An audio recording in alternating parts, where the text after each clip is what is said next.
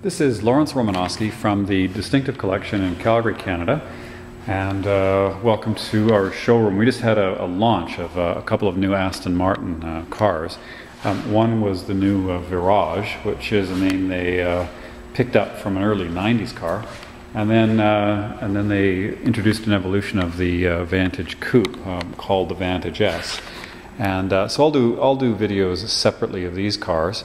And I have done one already comparing the three Vantages, but today I was going to focus on the Virage. I'd actually never seen one before. We just got our first first Aston Martin factory cars to display, and I'll go out in the black one outside in a minute, but I wanted to just do a walk around of the Virage.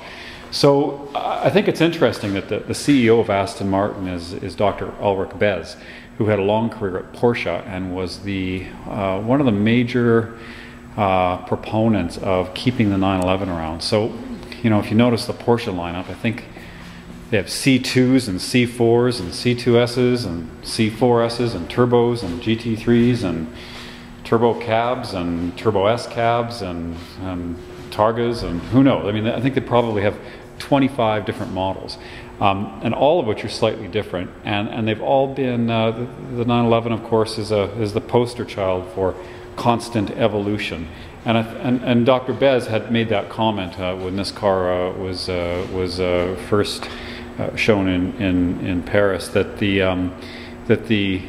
constant evolution, I think the quote was something like, you know, the 100 years of automotive evolution has showed us that the constant evolution yields the best results, or words to that effect. And so with that, then, we have a whole bunch of new Aston Martin variants based on the same VH platform, which is vertical horizontal, which is an aluminum space frame that's variable for width and for height. And then the two major sort of groups are the V8 cars, which are dry sumped and lighter weight, shorter cars. And then there's the V12 cars, which are about 10 inches longer, and they have little rear seats.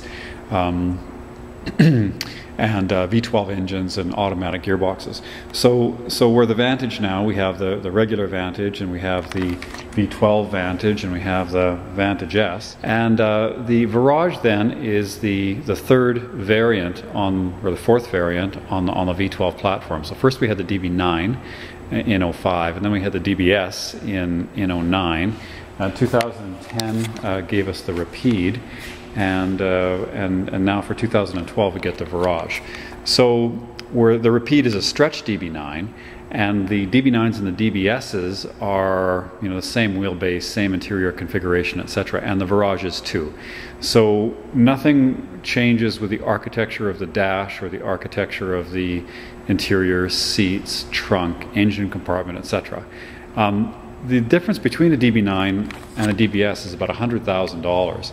If we're talking coupes in Canada, and we're talking about a price that's inclusive of all of the options and the green levee and, you know, the out the door price, you know, you might pay $2.25 for a DB9 coupe, and you might pay $3.25 for a DBS coupe, and the Virage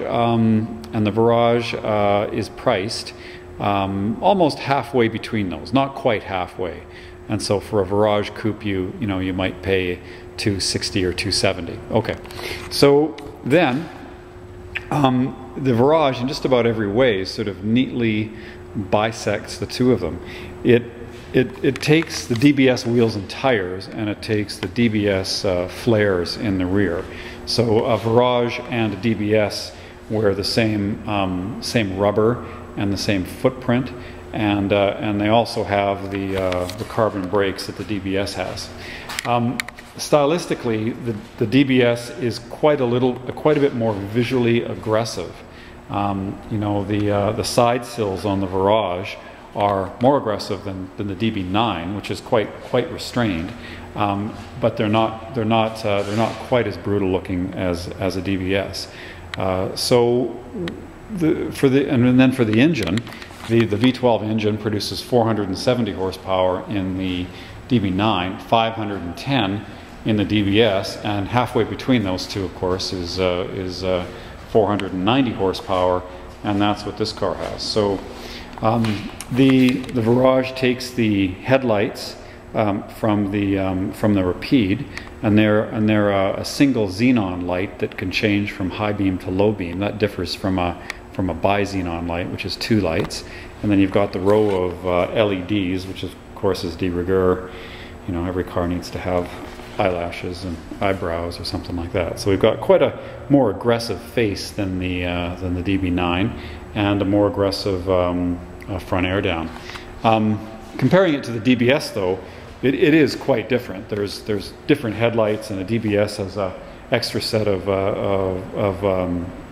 grates in the hood, and the DBS spoiler is quite a bit lower, carbon fiber pieces, etc., and a different grille. So a DBS has a different face than the Virage, and as well the DBS has quite a bit more aggressive side sills, and then the spoiler on a DBS is more pronounced, and a DBS has the the beautiful carbon fiber diffuser in the back. So and also this chrome strip actually is unique to the DBS as well.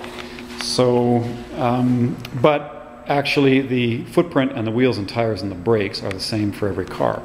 When I was driving the Virage, I didn't really notice a difference in performance vis-a-vis the DBS, but there's a big difference between a DBS and a DB9. Okay, so we've got another variant. This one is probably the biggest difference is a new adaptive dampening system. So, you know, it used to be that if you wanted a sporting car, you had to have, you'd have a conventional suspension, and you'd have one setting. And if you wanted a track car, it had to be really hard, and if you wanted a luxury car, it had to be really soft. And it was always a compromise as to setting it up so that you could have a sports car handle well, but also not sort of rattle your teeth on the road. The Cadillacs and the Corvettes and the Ferrari 599, they have this. I think it's a Delco system where it's magnetororical, where they introduce an electric charge into the fluid, and it changes the viscosity, and with that changes the stiffness of the car. Other makers use variable valving on the shocks, so the viscosity of the fluid stays the same, but the actual aperture increases or decreases in size, and that's what this does. But the effectiveness of these systems really relies on the computers and the sensors and the way and the fine tuning of the systems. So this platform's been around now for 7 years, and the active suspension debuted on the DB9 in 09, and so this is the 2nd generation of it. And I have to say, it really works beautifully. The car is soft and compliant when you want it to be, and also exhibits almost no roll when you're pressing on. Also with the Virage, the body structure just seems to be incredibly nailed down, and it really feels like it's sort of a hewn from solid feeling.